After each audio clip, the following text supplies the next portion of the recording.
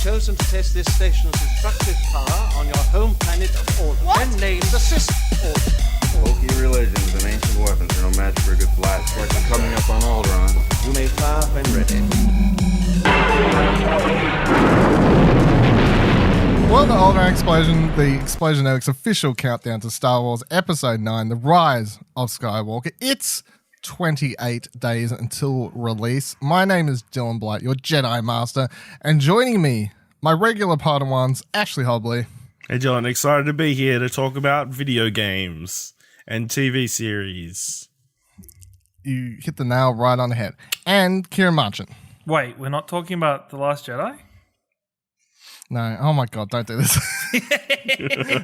Fuck, I watched it this week. Did you really? No, I didn't. No. Okay, thank God. That was, we've still got Force Awakens to fucking listen to. Yeah, to I was like, watch, please, you're all over the place. And extra special guest for this week's episode. You could say Nicholas he's almost Pryor. a bounty hunter. Yeah, bounty hunter. It's not right that you haven't granted me the rank of master. Sorry. No. Well, I'm Jedi Master, so. And these two have been around longer than you, so. That would feel probably. But, Who is it? I am arguably a bigger Star Wars fan than those two. Yeah. I said it's Nicholas Pryor. Come over here, Jesus Christ. Couldn't hear over the lightsaber igniting. The kill silent, us the younglings. silent partner in Explosion Network. Nick was on episode. I don't know. What one of It season was one were you on? I Empire don't even Strikes remember Back. I think it was Empire, yeah. That'd be the one that Empire. Ashley wasn't on. Yeah. Ah, there you go. Okay. I was like, I remember him being on one. Also, it's quite funny this week. If you're listening to this, you're like, damn, I haven't heard Nick on much for ages. Nick's on everything but Platinum Explosion this week somehow. So there's the. What a crazy. Of- Don't worry, backwards we're world. going back to edit it for me, putting me in it. Put you in Platinum Explosion. All right. So this week's episode, we are taking a break on discussing the movies, of course, before next week we jump into The Force Awakens and then Last Jedi. And then, holy shit, we're right around the corner from the release of Rise of Skywalker. But we've had two pretty massive releases in the Star Wars universe in the past week anyway, with the release of Star Wars Jedi Fallen Order and then also The Mandalorian, as Disney Plus has released in Australia now, and there's 2 episodes of that available at the moment. So we're going to discuss Star Wars Jedi Fallen Order first and then get into a bit of The Mandalorian. I will warn you, The Mandalorian, we're going in with full spoilers open. So when we get to that point and you still haven't watched it, then you can turn off the podcast then. We're going to discuss Star Wars Jedi Fallen Order with a spoiler-free zone on it because it is a game. It's much longer. It's much bigger. I wouldn't expect everyone to have suddenly finished that yet. But jumping into that, Star Wars Jedi Fallen Order is set 5 years after the events of The Revenge of the Sith. It is the first fully story-centric game we've had in the 6 years that EA has had the Star Wars license. But I'm going to ask everyone the question that's played it. That's everyone but Nick. The question of, does it tell an interesting enough story to salivate us, its audience? Ash, from what you've played so far, because you haven't finished it, how much are you enjoying the story for Jedi Fallen Order? How do you feel about its characters? How do you feel about its relevance as a Star Wars story? Because I have one more asterisk on this. We're not discussing the gameplay here because this is Alderaan Explosion. If you want to hear us discuss Jedi Fallen Order's gameplay, go listen to this week's episode of Arcade Couch. We are focusing on this game as a story property within the Star Wars. Something very precious to the Empire. We're done hiding, Cal.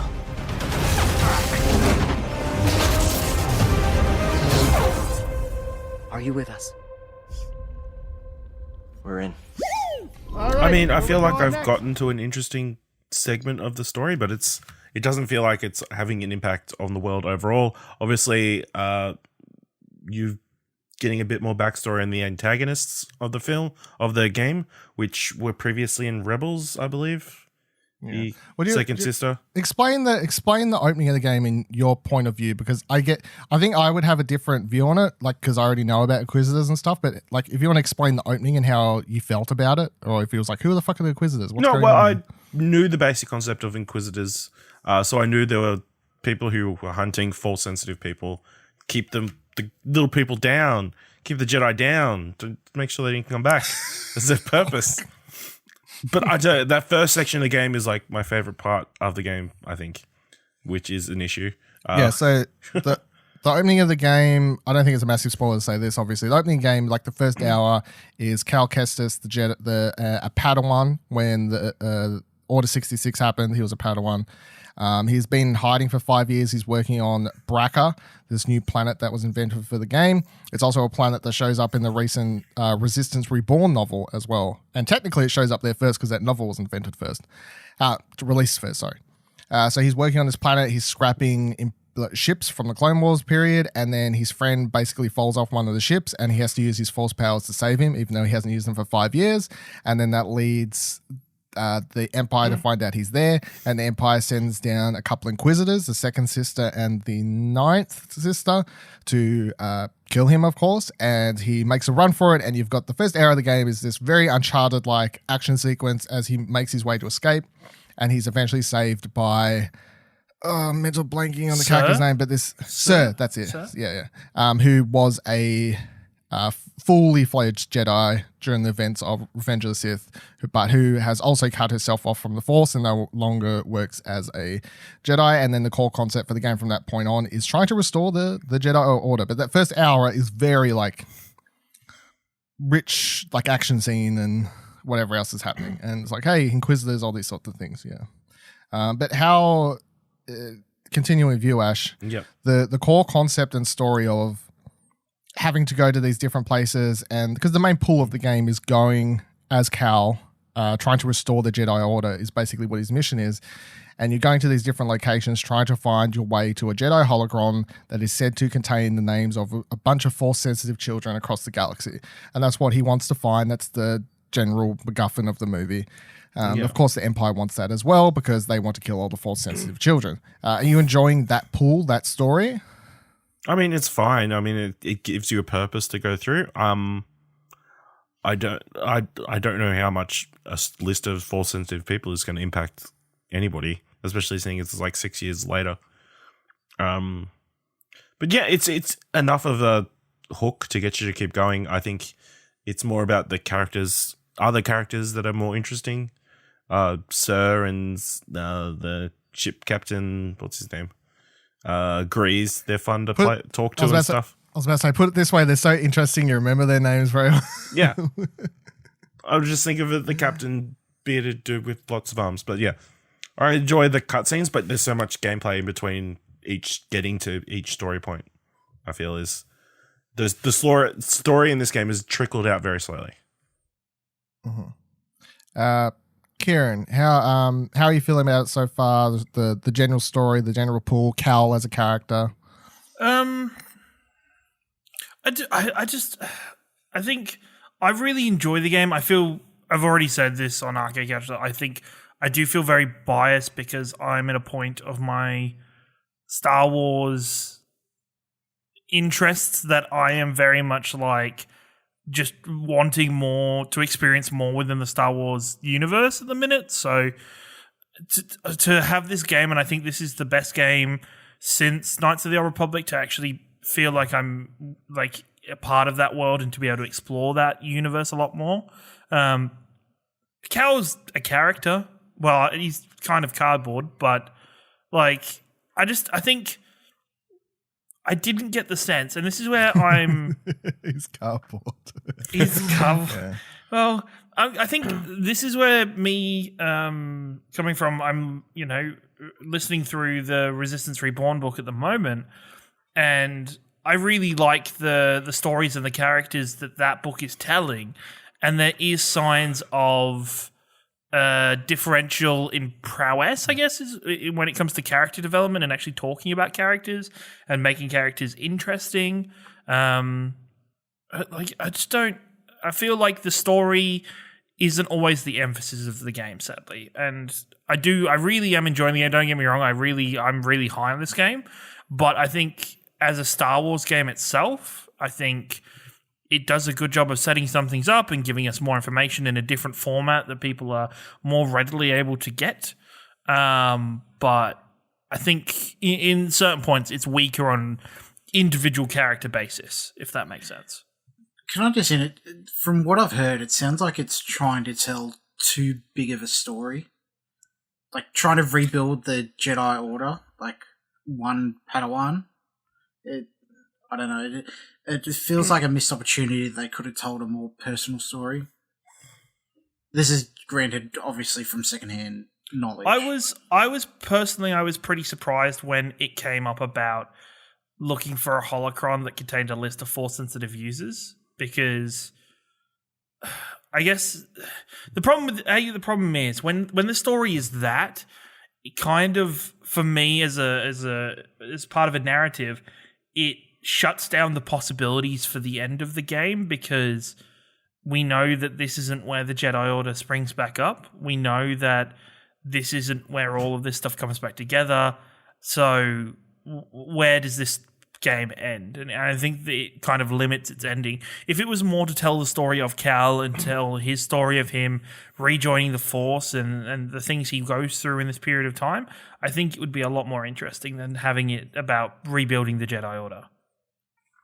Yeah, so the general pull of like rebuilding the Jedi Order, I found to just be a very boring main plot, because I predicted what was going to happen in like my first couple hours of playing the game. As soon as I found out what the general thing was going to happen, I'm like, bet you this is going to happen, and it's exactly what happened. How many times have you seen that kind of story played out in Star Wars as it is? Exactly. It's a very boring, done before, several different ways, similar storyline happen. And the way it plays out is very predictable, and that doesn't make it super fun. Now, I would forgive it if the characters were interesting enough, but as I've said, I don't find Cal interesting. He has no charm about him. He has no real like pull. Like his whole thing is just like, oh, I get, like, I'm sick of running, I'm going to help rebuild the Jedi Order, but it's never like super, there's any depth to him at all. It's just like that's what he suddenly decides and that's what he's doing, but you never get any more depth to him as a character, really. Cia is actually a little bit more interesting because of what she's had to do and what she's been through since Order 66. But the most interesting character in the game that you barely get to go over, but is still the most interesting in the character in the game, is the second sister.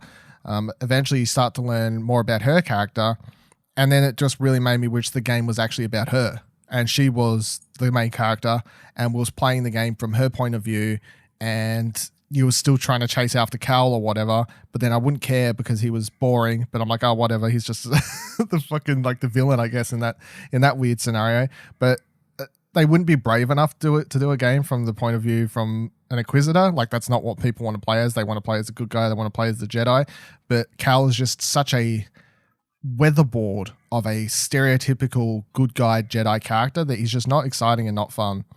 And the game, another really interesting character is the Night Sister you meet on Dathomir, when you start to learn more about her and what choices she's made and these sorts of things.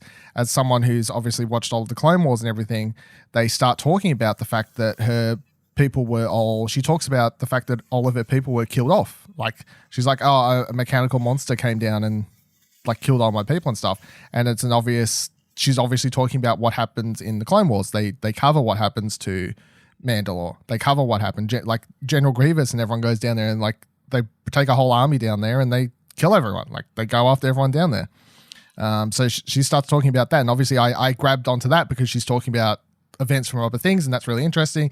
And her being like one of possibly a few sole survivors of a slaughter done by basically the Empire. It wasn't the Empire at the time, but you know, what became the Empire basically, because it was orders coming from Dooku, which is the Empire nonetheless. So like that was super interesting as her as like a sole survivor of that, possibly sole survivor.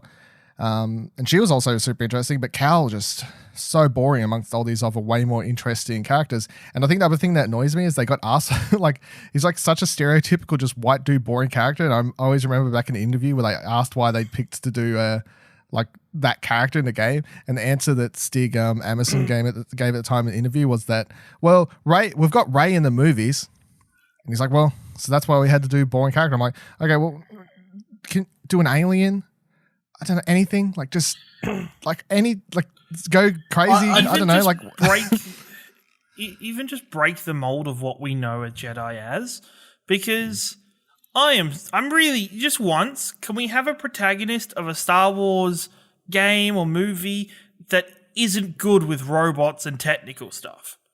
Like every single protagonist or main character seems to be a whiz with robots. That's like a all the requirement. time, and It's just, it just seems to be like they can all talk to them, they can all fucking fix them, and I'm like, can like even just playing this, I was like, oh, that's a traditional, that's a constant trope we get in Star Wars all the time, is that the main character just knows what to do with them. It's like, I just want something different, in it.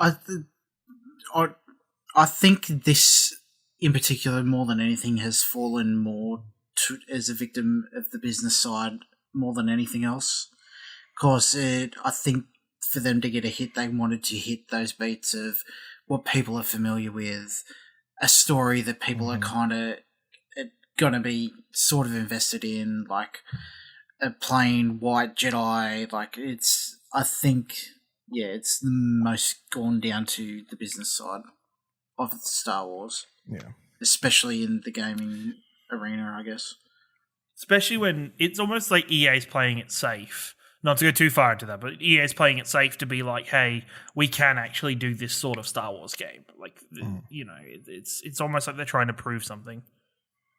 My one last thing I want to say on the story for this game and the characters, before we move on to Mandalorian, is that after I beat the game, I booted up Battlefront 2 and I played through the DLC for that, because when the DLC released for that originally, I had already traded in my copy of the game. So I just watched the story of that through YouTube videos at the time, because I was like, oh, fuck it.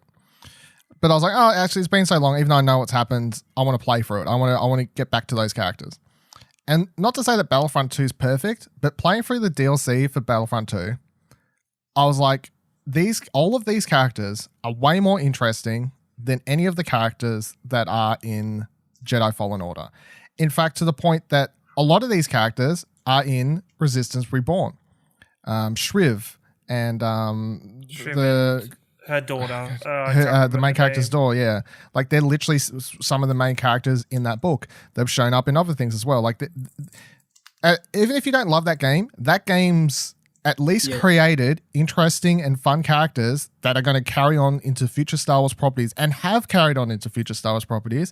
And one thing I can say for sure with Jedi Fallen Order is I do not care if I see any of these characters ever again. Or even just the mention of them. Like, even in Resistance Reborn, when Inferno Squadron's brought up, there was a sense of excitement for me. There was a sense of interest where it's like, oh shit, yeah, Inferno Squadron, that's being brought into this. Like, that Battlefront 2 story actually meant something. That's so cool. Like, that's really good.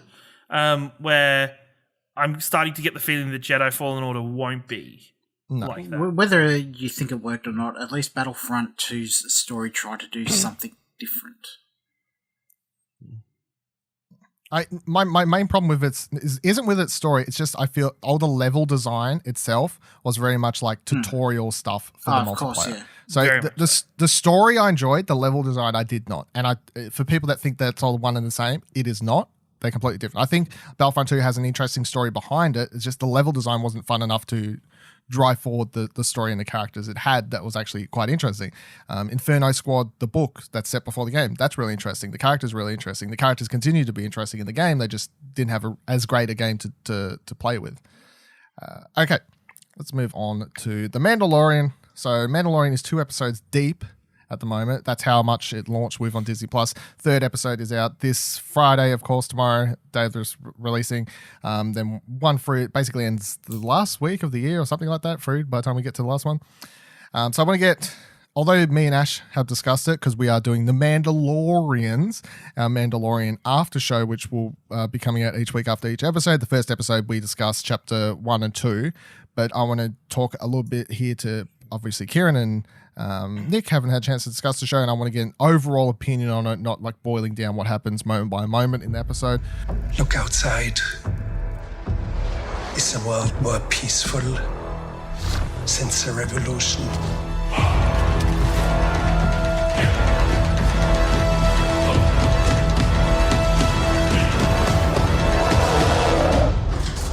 It is good to restore the natural order of things. So, starting with you, Ash, since we've already discussed and everything, what are your overall thoughts on the series so far? 2 episodes in. Yeah, it's pretty good.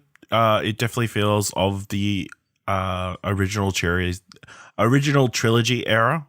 Not as flashy and shiny as the prequels or the current Star Wars trilogy. So yeah, enjoyable. Nice to see a bounty hunter. Nice to see somebody fighting creatures, alien creatures, and getting their ass handed to them constantly. You know? Plus, I feel like everyone just wants to end it with plus baby Yoda. Plus Yiddle. Yeedle. Yeah. That, by the way, if you haven't listened to Mandalorian yet, I should have gave the extra spoiler warning, but I already gave it to you, by the way. We're full spoilers. Thank you. Love you. See you later. Yeetle is the official name the Explosion Network has gave Lord Baby Yoda. And we're not going over why it's wrong or right to call it Baby Yoda again, because we went over that again. And stop yelling at people on the internet for saying it and being fucking nerd fanboys, because what the hell else are people supposed to call it? We don't know its species. Saying Baby Yoda is perfectly fine. On when we don't know Wikipedia, species. it's called Yoda species. Yeah, well, I keep seeing nerds online like correcting people, being like, well, it's actually not Baby Yoda because blah, blah, blah, blah. I'm like, I'm pretty sure the person's probably aware. It's just, what the fuck else do you call it? We don't know. Get over it, dude. Ah, fuck. Ciaran, what are your thoughts on the series so far? Overall, I really like it. I really enjoyed the first episode and the second. I enjoyed both episodes a lot. I've watched them both twice now. I don't know if disappointed is the right word, but I was a little. It's kind of disappointment when the child used the Force.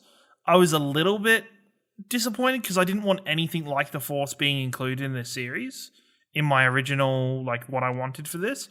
But that's only a really small minor point for me, because like I really like what they do with that. That child's really fun in the second episode, and it has some really cool moments throughout the whole thing. Jawas, I was smiled as soon as I saw Jawas were in that fucking episode and what they were doing. Even just like the little things, like there was a small, I don't know if it's a scene, but it's a small transitioning section where the Mandalorian is sat in the Jawas vehicle, and like just the scale of the inside of that cockpit compared to him was just really interesting and funny to see, because it was just not something we'd seen before, and it always looks big because the Jawas look big and it like look small in it, and it's not the case. So yeah, no, I really liked it. I think it's a good shit. Also, Dylan, for episode 1 of Mandalorians, it's a sand crawler. Thank you. You're welcome. I did mental. Yeah, I fumbled on that one. Yes, I know. I get 20 points taken off me every time I forget something Star Wars related. Apparently, but there you go. Ciaran, what are your Nick, what are your overall thoughts on the show so far?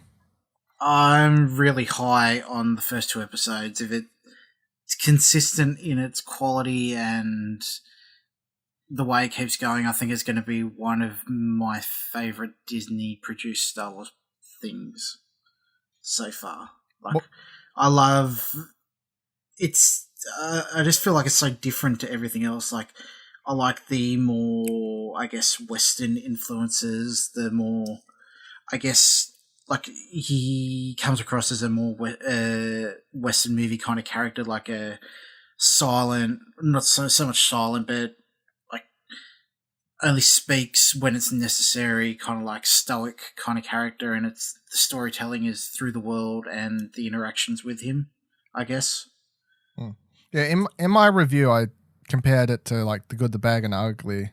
Yeah. Not only from like a character perspective with the Clint Eastwood's character, kind of like the lone gunman, but then also I feel like the music in the show, which I absolutely love, doesn't sound exactly like, but seems like it's inspired by Sergio Leone's music that he does as well. So, and even some of the shots, like the wide shots over the open terrain, and even at the beginning when he walks into the bar, and you could like copy and paste that from a Western movie and put it into that. Like I just like how unique it feels, at least at this point. The other thing, I don't know if I'm concerned about it, but I read that Lucas always wanted to keep Yoda's species a mystery, and I don't know if they're gonna, if like Favreau and Disney are gonna honor that, or if they just have their own kind of plans for it. I think there's enough elements of mystery already in that character, and I don't think there's ever going to be a point in this story where we get much more deeper information about that character. Which I hope. I disagree solely for one reason. Well, hold on. Before I get to that, let me just quickly say that I really enjoy the show. I feel like that's obvious. It's Star Wars. It would be weird if I hate it. Well, actually, I don't like Star Wars Jedi Fallen Order, so yeah, I maybe was not. going to say.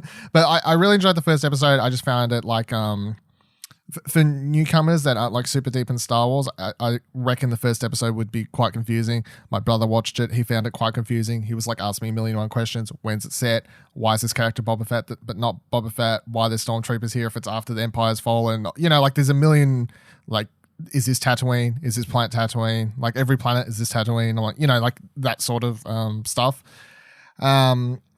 So I'm loving it. I enjoyed the second episode a lot more than the first because I found the pacing to be a little bit less hectic and a little bit more focused. The big reveal that comes, I absolutely love. I love where this series is going with the relationship between the Mando and the child. That's when I said like on the Mandalorian, that is the show. And Ash was like, "Is it there?" And I'm like, "That is the show. The show is literally going to be him and that child. That is what the concept is." Just a note on that, the reveal at the end of the first episode. I am so glad that I was not spoiled in that because that was a shocking moment. A genuine jaw-dropping moment. Like, wow, what the fuck? Yeah, kind of thing. So I can tie that into what I was going to say before about Yoda as well because I watched an interview today that has come up since we recorded The Mandalorians with both Jon Favreau and Dave Filoni. And they talked about several things in it. One, they talked about not having the Yoda child spoiled, and they discussed how the only reason it wasn't spoiled for people, and I don't mean like people spoiling it on Twitter between the week when Australia and America Day. I mean like prior to that. He said that the real reason it wasn't spoiled, because they kept it out older trailers, he said was thanks to Disney's willingness for them to be like, hey, we don't want this spoiled. You can't make merchandise. And in the interview, Jon Favreau says most of the time when stuff gets spoiled for Marvel movies, Star Wars movies, whatever it is, it's because something will leak from a merchandising company, be that a t-shirt, a toy, a fucking Legos, you know, any of these sorts of things. And they told Disney that we do not want any merchandise made for this. They said they understood that people would want the merchandise. And yes, people want the merchandise. I want the fucking merchandise. I want a plushie of that goddamn Yoda baby thing, Yeetle.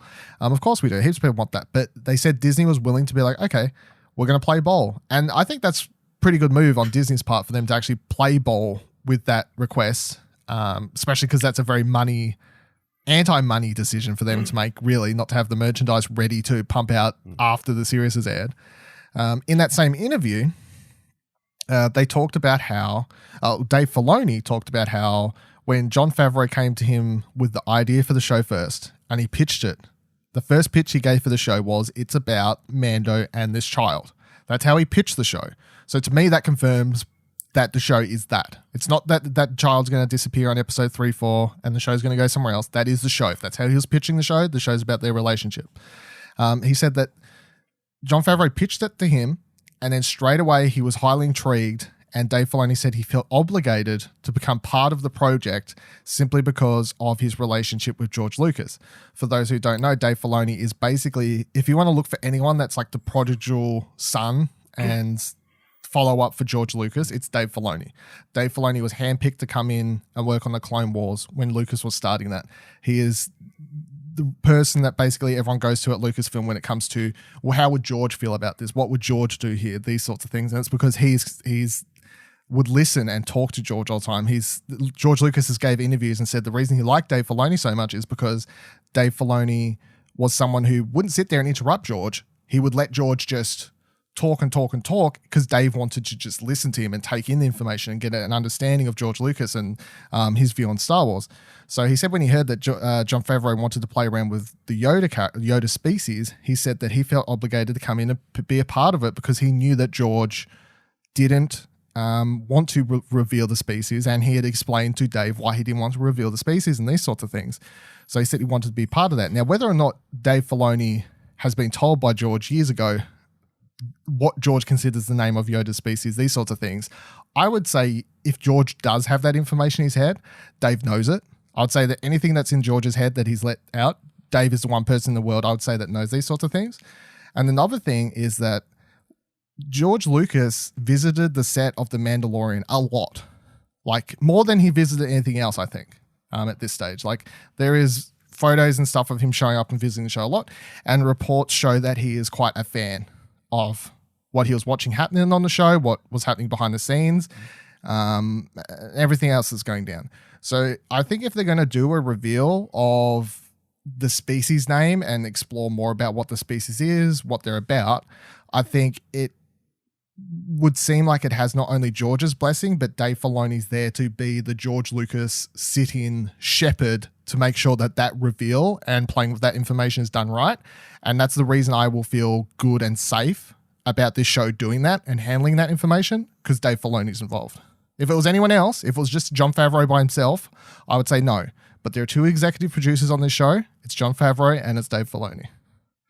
That's why it's wrong. I agree with you, but at another extent, if they do keep on going along this Western kind of like feeling and inspiration, a lot of those stories are told without exposition or kind of backstories on any of the characters as well. So I think I can see it playing out either way, whether they just don't reveal anything at all, or if they do decide to do it, you've convinced me that they will do it with some semblance of kind of respect. Well, I think when discussing the show going forward, I think the child character is obviously the most important and interesting one. It's very easy to like gloss over it, but I think there's a lot important about that character and information they've given us so far that begs a lot of questions and theories. Of course, why were they out there? Were all those people paid to look after him? Were all those people there in that location protecting it for their own uses? Did they know that it was force sensitive? Were they protecting it because they thought it was force sensitive? You know, like that's question A. Question B, we find out it's 50 years old. That is not a random number picked out of a hat. That is a very specific number that means something to the show. 50 years would place it shortly before The Phantom Menace. That thing has lived through the entirety of all 6 films and what's been going on in the background. So then it begs the question of, does the Emperor know about him? Does Darth Vader know about him? You know, like there's lots of interesting little bits of information there. And then it's, of course, the third piece of information that the second episode opens up that I think is most interesting is, because when I went into the second episode, I was like, I wonder if it's force sensitive? Like, because so far we've seen 2 Yoda species, right? Yoda and Yaddle.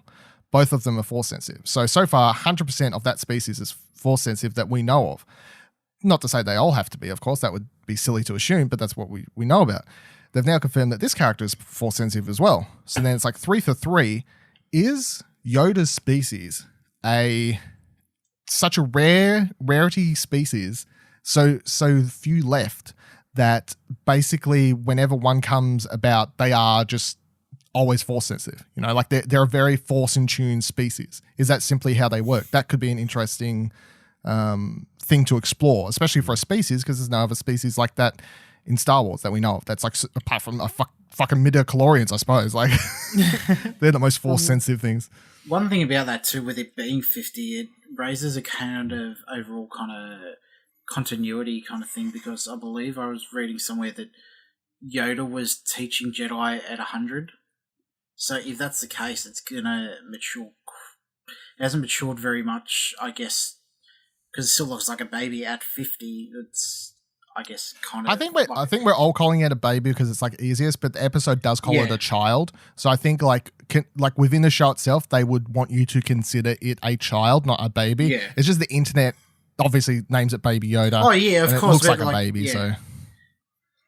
So we don't know what the size they are when they're born, so it might be halfway through its growth cycle, but it looks like it's in its infancy. I guess. Yeah. The other point, not to deviate too far from that, but the other point that most surprised me in the opening couple of episodes was there being a community or another contingent of Mandalorians, which was not something I was expecting to see in this show. Early? I was expecting either so early, early, and I didn't expect it. I was expecting for another Mandalorian or a group of Mandalorians to show up towards the end of the season, as we discussed, with, you know, his identity being more revealed. But there is that lingering, the statement of your signet being revealed. Been revealed, and there's this, you know, underlying plot there, underlying kind of string there of, okay, what the fuck's going on here then? Like, what did she mean by that? What exactly is going on? They get that entire scene that plays out in the Mandalorian guild section is what I'm referring to it as, because he does enter a room that has the Mandalorian symbol on the top of the room, the crests and everything like that. So, and then there's several Mandalorians sitting around. But yeah, obviously the keywords in that whole scene are Beskar, and if you don't know what that is, it's like you better Google it quickly because it's very important. It's the Mandalorian steel. It's like their version of kyber crystals, I guess. It's like, you know, you build some shit out of that. It's tough as fuck. Sabine Wren in the Rebel series, the reason she kind of abandons her people is because she starts working for the Empire when she's a lot younger, unknowing of like how bad they are, of course, and she builds a weapon that's made out of Beskar that basically helps the Empire take down her people, and she feels terrible for herself about it. So Beskar shows up a lot in Rebels. That's the material he's going to be after to get all that. Interesting. Once again, once we finish recording The Mandalorians, I start thinking about more things that I hadn't thought about when I was recording it. But I'm like, oh yeah, they did have like an Empire crest on it. So it's like the Empire has like taken all of this Beskar and then like imprinted their own symbol into it and everything. The thing it reminds me the most of is the Nazis and the gold. Yes. The stolen gold bullion. Yes, exactly. That's a very good connection. So then the next thing they bring up is the whole the signet thing that Ciaran just mentioned. Has your signet been revealed yet? He says no. She asked, and he says no. It's like, what the fuck does that mean, really? What is his signet? How important is his signet? Is he keeping it a secret for a reason? To affect what, who, when? And then the third keyword for that whole scene is the foundlings thing, of which he says that he once was a foundling, as we see a flashback sequence to Clone Wars era where a child, we're presuming is him because it's playing out like it's in his head, like you're remembering it, is hidden away, very like Jyn Erso-esque is what I compared it to from Rogue One. He's hidden away and then I guess found eventually by potentially the Mandalorians, and then they help raise him. But then that does beg a question of, was he actually a Mandalorian in the first place? Or was he simply a found child that was raised under Mandalorians and then made a part of the guild? You know, like, is he actually a quote-unquote full Mandalorian? Or does that not actually matter for Mandalorians these days? Especially when their planet during this time period is dwindling, pretty much destroyed under the Empire's reign. We know as much as that from the Rebels. Like, their planet was being pulled apart, destroyed, nearly all killed down. We're definitely going to get to cover that because obviously, once again, Dave Filoni's involved with the show and he did Clone Wars, so that's all going to become a part of it. But yeah, there's lots of really interesting nuggets thrown out very quickly for an episode that's only 38 minutes, and then the second episode that's only 30 minutes, and it's a lot to take in, I would say, especially for your average Joe Schmo. It definitely feels like it's made more for the fan as opposed to the general consumer. It's weird to say, but like, as much as like the animated TV shows are made for kids, right? This does still just remind me more of watching Rebels or Clone Wars than it does a movie, because it's already just playing in weird and wacky stuff. Like, that's another thing I love straight away at the episode. It's like, here's a fucking dude with a flute.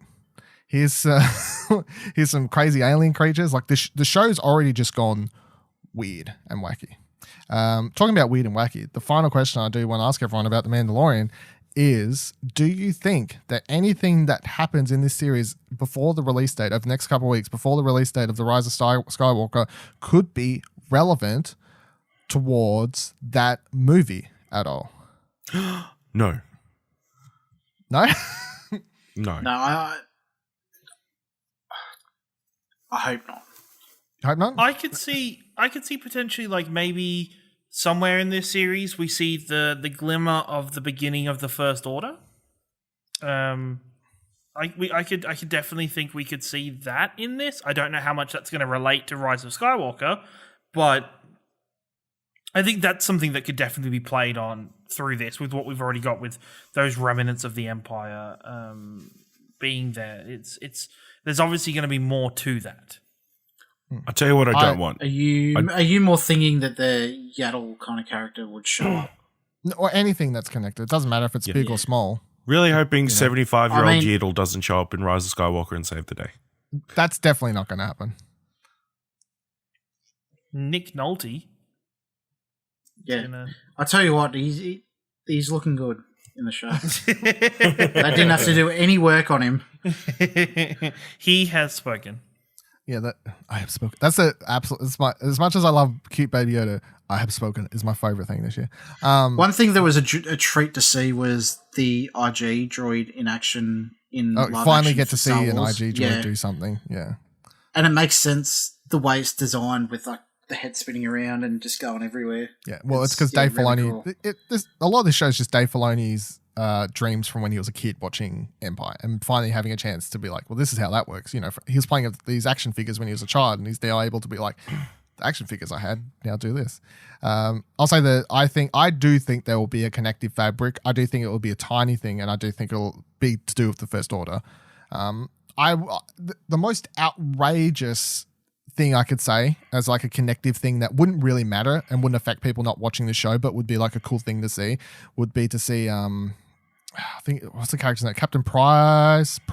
Yeah, Pride, right? It's this new character that's being introduced in the Rise of Skywalker being played. Oh fuck, I forget who's actually playing him now. I should look it up. Jesus Christ. We haven't seen him in any of the trailers, yet he was one of the first actors revealed in the first photos for it, and he was next to Domhnall Gleeson's character, and he's part of the Richard E. Grant, Allegiant General Pride is who he's playing. So presumably a First Order character of prominence, because in the photo they released for him, he is standing sitting down, and Domhnall Gleeson's General Hux is standing up behind him, like very much like he's behind, like General Pride is the one in command of this situation, what's happening here. So I feel like a cool but not important possibly connection would be to have him show up maybe just as like a character and hint at towards him having something prominent to do with the emergence of the First Order, creation of the First Order, these sorts of things. And then you could have obviously his character show up in Rise of Skywalker. And then for people that have been watching both shows, it's like, okay, so that dude's been around for so long. He was basically there at the start of the First Order. That's cool. But it's not super important and wouldn't ruin your watching of the movie if you don't have that information. I feel like that's a connection we could have. What if the Mandalorian is Rey's dad? Far out. Yeatle is actually Snoke. Rey has been a Mandalorian all along. Kieran's having his mind blown. He's like, oh my God, Yeatle's actually Snoke. Oh my God. Oh, you fucking Nimrods. Yeah, any last thoughts or things anyone wants to go over before we end this one? Random Mandalorian thoughts? I'm super excited for the next episode of Mandalorian. Like, I think a lot happens. Well, no, I think a decent amount happens next episode, because I think we get more from the Mandalorian Guild. I think we get more from the Empire.